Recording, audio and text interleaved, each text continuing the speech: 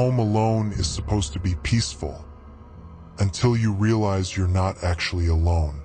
These true horror stories will make you double-check your doors, listen for every creak, and question every shadow. Because sometimes, the scariest things aren't outside your house, they're already inside. Story 1: The Man in the Closet. A college girl home alone discovers she's not as alone as she thought. Emily had just moved into her college apartment. With her roommates gone for the weekend, she was excited to finally have the place to herself. She ordered food, put on a movie, and settled into the couch. Halfway through the film, she heard a faint creak from upstairs, the kind that happens when someone shifts their weight on the wooden floor. She paused the movie, listened. Nothing. Shrugging it off, she returned to her film. But minutes later, another noise. This time it was more distinct. A shuffling sound coming from her bedroom. Her heart pounded as she grabbed her phone and turned on the flashlight. Slowly, she crept up the stairs, feeling the air get heavier with each step. Her bedroom door was slightly open, though she was sure she had left it closed. With trembling hands, she pushed it open. The room was dark except for the dim glow from her phone. She scanned the space, trying to convince herself it was nothing, until her eyes landed on her closet door. It was open, just a crack. She didn't remember leaving it that way. For a split second, she thought about calling the cops. But what would she say? That she thought someone might be inside her closet? Gathering her courage, she flung the door open. Nothing, just her clothes hanging still, untouched. Letting out a shaky laugh, she closed the closet, locked her bedroom door, and climbed into bed.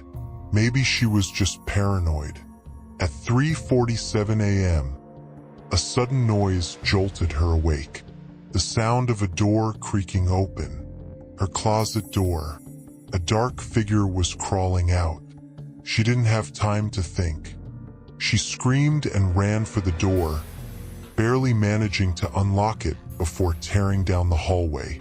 She sprinted out of the apartment, phone in hand, dialing 911. When the cops arrived, they found him.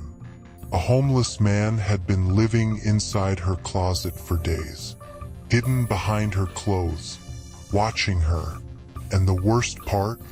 They found food wrappers, a blanket, and a notebook.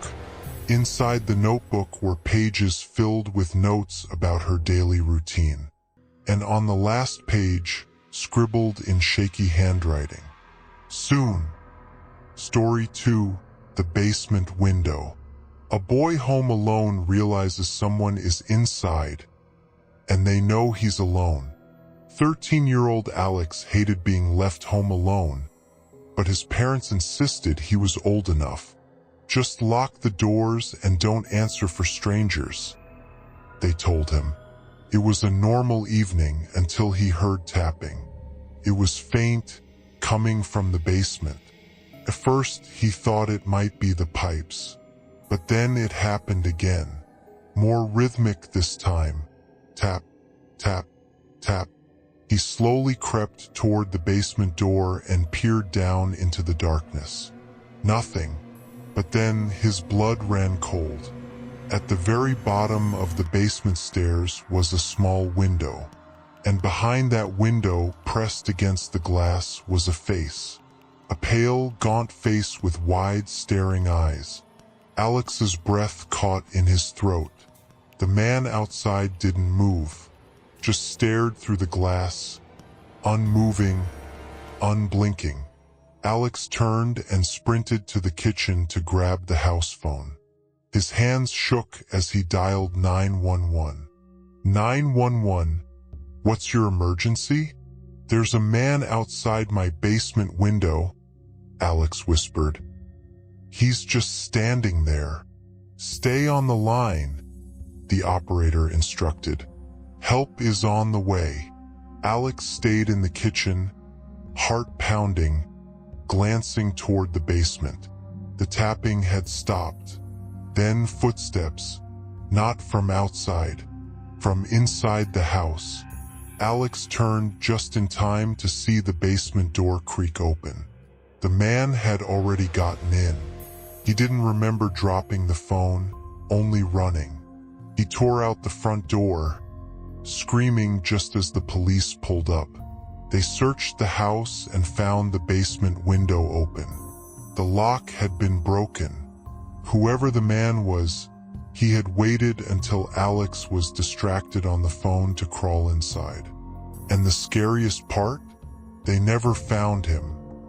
Story 3, the voicemail.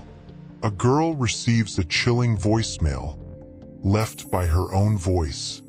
Jenna was home alone, scrolling through her phone when she got a notification. One missed call. The number was her own. Confused, she checked the voicemail. As soon as she played it, her stomach dropped. It was her own voice, whispering. She couldn't understand what she was saying at first. It was garbled, breathy. But then she caught it. "Don't look behind you." Jenna froze. The air in the room suddenly felt heavy. Slowly, she turned. Nothing. She was completely alone. She replayed the voicemail, listening carefully. And then she heard it. Something else breathing. Not her. Something behind her.